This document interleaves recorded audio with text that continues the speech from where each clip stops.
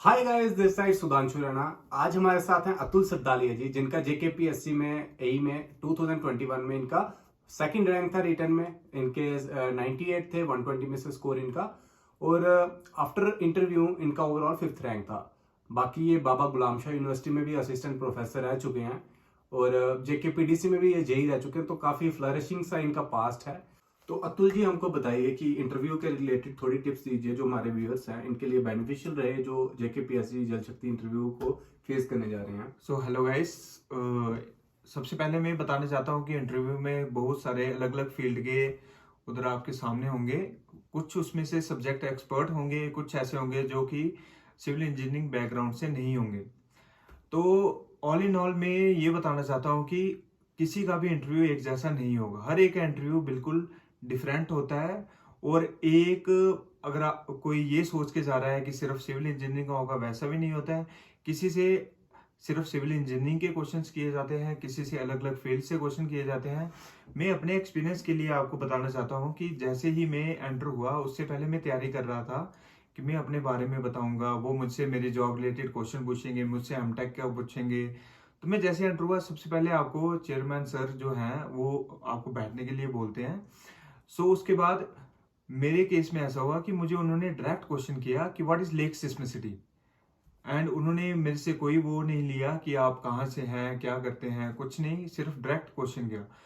तो उसमें ये है कि आपको बेसिकली क्या करना है कि जितना भी आपको अपनी फील्ड का आप जैसे रिटर्न में पढ़ के गए थे, एक बार उसको रिवाइज करना है अच्छे से।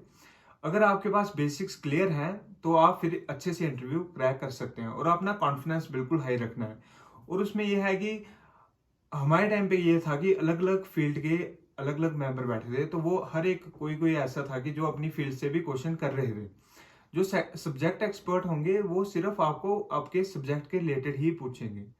तो आपको ज्यादा वो ना तो कोई थ्योरेटिकल क्वेश्चन पूछेंगे, ना तो आपसे कोई डेरिवेशन निकलवाएंगे। वो डायरेक्ट आपको फॉर्मूला पूछ सकते हैं बेसिक सा, और बेसिक सा कोई और चीज।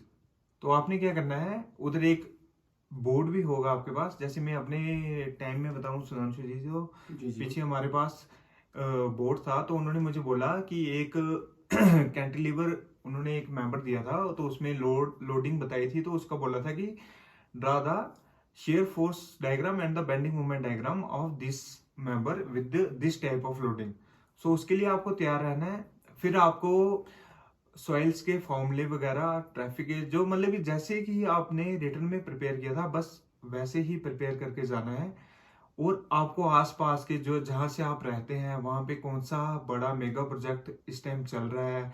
जैसे इस टाइम जल जीवन मिशन बहुत ही हाई रेट पे मतलब कि काफी जी जी। प्रोग्रेस कर रहा है हर फील्ड में। और आपका जल शक्ति में इंटरव्यू डिपार्टमेंट है, भी है। डिपार्टमेंट है, तो आपको जल जीवन मिशन के बारे में भी स्टडी करके जाना है।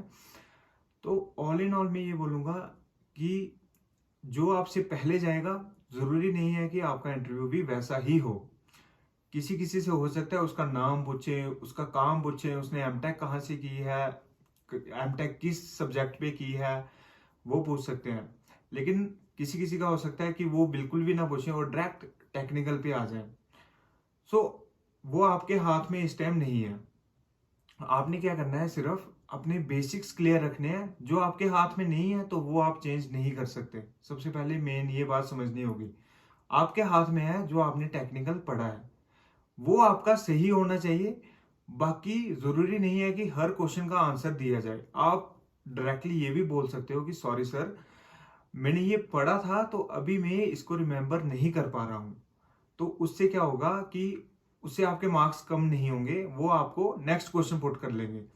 लेकिन एक बात का खास ध्यान रखिए इंटरव्यू में कि गलत नहीं बोले। अगर आपको किसी बात पे डाउट है, किसी आंसर पे डाउट है, आपको लग रहा है कि ये आंसर में मुझे थोड़ा डाउट है, तो आप जवाब दे देंगे, फिर वो आपको उसमें और ज्यादा फंसा देंगे। मतलब कि आपका नेक्स्ट क्वेश्चन जो होगा वो उसी के रिलेटेड होगा।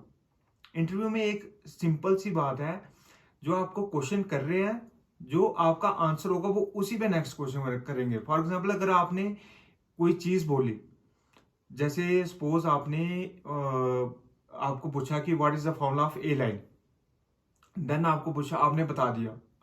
और उसके बाद पूछा what is the formula of U line, आपने गलत बता दिया।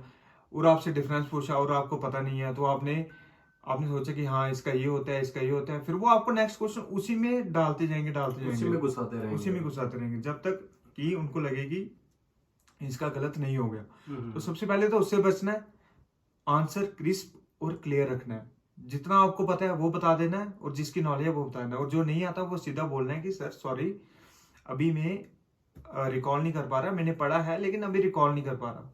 सो वो उससे नेक्स्ट कर देंगे, नेक्स्ट क्वेश्चन पुट कर देंगे आपको। ये सबसे इजी वे है। और जी जी। जी जी मेरे दो क्वेरीज हैं जो कि बच्चों की ज्यादातर रहती है कि मोड ऑफ कम्युनिकेशन क्या होगा, हिंदी होगी या इंग्लिश होगी? देखिए वो जैसे हमारे टाइम पे था तो मैक्सिमम हिंदी में ही था। जैसे जब मैं गया था इंटरव्यू देने, मैंने भी बोला था कि sir can I continue in Hindi, तो वो जितने भी मेंबर बोलते थे yes yes, Hindi is our national language, no worries. So जी जी। और language is not a barrier, but the thing is कि जो वो सब्जेक्ट एक्सपर्ट भी आपसे क्वेश्चन करेंगे, जो सिविल इंजीनियरिंग के क्वेश्चन वो तो इंग्लिश में ही होंगे, जी जी। जो आप आंसर दोगे वो भी वैसे ही होगा। सो उसमें आपने न्यूट्रल रहना है। इंग्लिश टाइप की, मतलब कि कुछ वर्ड्स हिंदी के हैं, कुछ इंग्लिश के हैं। मतलब लैंग्वेज पे आपको ध्यान नहीं देना है, आपको सिर्फ जो वो क्वेश्चन पुट करेंगे उसका टू जवाब द देना पॉइंट है। देना जी। वो चाहे आप हिंदी में दें, चाहे आप इंग्लिश में दें, जैसे आप कंफर्टेबल है वैसे दे सकते हैं। लैंग्वेज से बिल्कुल भी मार्क्स कोई डिसाइड नहीं होता, आप जैसा देना चाहते हैं वैसे आंसर दे सकते हैं। और एक बच्चे पे कितना टाइम लिया था उन्होंने, कि कितने देर एक बच्चे का इंटरव्यू लिया था? देखिए हमारे टाइम उन्होंने 7-8 एस्पिरेंट्स को बुलाया था एक टाइम पे। तो ठीक दो है। सेशन थे, एक मॉर्निंग सेशन था, इवनिंग सेशन था। मेरे टाइम इवनिंग सेशन में मेरा इंटरव्यू हुआ। तो ऑलमोस्ट उन्होंने 30 to 40 मिनट्स पर एस्पिरेंट को दिए थे। तो अभी जो मैं रिसेंट रन देख रहा हूँ कि ये ज़्यादा से ज़्यादा बच्चे कम से कम टाइम में बुला रहे हैं, तो उसमें हो सकता है ये 20 या 25 मिनट्स लें। जी जी। तो आपने जैसा बताया कि उनके पास व्हाइट बोर्ड भी होगा, तो बकायदा वो आपको कोई क्वेश्चंस भी दे सकते हैं सॉल्व जी करने के लिए। तो फिर आपको और जैसा सर ने बताया कि आपको बेसिक्स पे फोकस करना है, जो आपने अभी तक एग्जाम क्लियर करने के लिए पढ़ा था वही पढ़ना है। और जो जनरल अवेयरनेस, जैसे कि बोला कि जो अभी रिसेंट कोई मेगा प्रोजेक्ट चल रहा है आपके डिस्ट्रिक्ट में, या कोई बड़ी सी हैपनिंग हो रही है, जैसे G20 का फर्स्ट टाइम इंडिया होस्ट किया, और वो भी कश्मीर में भी एक मीटिंग थी J&K में। तो उस रिलेटेड पूछ सकते हैं कि J&K में किन मिनिस्टर्स की मीटिंग थी, राइट, है ना सर? तो इस तरह के क्वेश्चंस पूछ सकते हैं, और आपको बेसिक्स पे फोकस करना है। मैं आपको इधर एक बात बताना चाहूँगा कि जैसे ये आपको बता रहे हैं कि G20 पे ये वो करंट अफेयर्स पे, अगर आपको आंसर नहीं आता तो no worries, cause the panel is not expecting that आपको करंट अफेयर सारे आते हो। उन्होंने रिक्रूट करना है एक सिविल इंजीनियर जिसको सिविल इंजीनियरिंग की नॉलेज होनी चाहिए, जिसको पता होना चाहिए बेसिक्स क्या है, ना कि करंट अफेयर्स की ज़्यादा नॉलेज हो। बस ये है कि कोई अगर मेगा प्रोजेक्ट है, या फिर आपके एरिया में कोई ऐसा प्रोजेक्ट है जो आपको लगता है कि ये एक सिविल मार्वल है, तो उसके बारे में आप नॉलेज जरूर रखिए। फॉर इंस्टेंस मैं आपको एक एग्जांपल देने जाऊंगा। मेरा एक फ्रेंड था, तो वो रहता था बटोत में। सो उससे पूछा गया कि what are the components of a tunnel. उससे यही क्वेश्चन क्यों पूछा गया, क्योंकि there is a tunnel, Chenani Nashri tunnel. सबसे पहले तो उससे पूछा गया कि कौन सा टनल बना है, फिर there are what are the components of tunnel. So ऐसे ऐसे बड़े सारे केस थे जिनको उसी फील्ड से पूछा गया। मैं पर्सनली बताऊं तो मुझे कोई भी अपने एरिया का क्वेश्चन पुट नहीं हुआ। हमारे में मैथ्स के थे प्रोफेसर, तो उन्होंने मैथमेटिक्स का थोड़ा पूछ लिया, और बाकी जो थे उन्होंने उसका पूछ लिया। बाकियों ने भी टेक्निकल पूछा, तो उन्होंने मैथ का पूछा कि कहाँ पे यूज होता है मैथमेटिक्स। लेकिन आप ऐसे अपना बेसिक क्लियर रखिए और इंटरव्यू देने चाहिए with full confidence, and rest depends on God. तो जैसा सर ने बताया कि मेंबर्स की कमेटी में काफी सारे एक्सपर्ट्स हो सकते हैं, बट मेजरली उनका फोकस सिविल इंजीनियरिंग रहेगा।